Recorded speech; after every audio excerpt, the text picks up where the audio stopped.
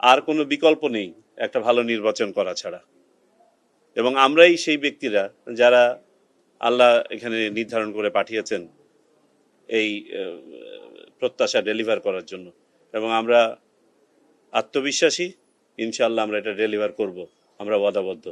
এটা এইসব নিয়ে কথা বলার এখন আমার মনে হয় সময় আসে নাই। আমরা খুব ইনিশিয়াল স্টেজ, এই বিস্তারিত বিষয় নিয়ে আমরা পরে আলোচনা করব।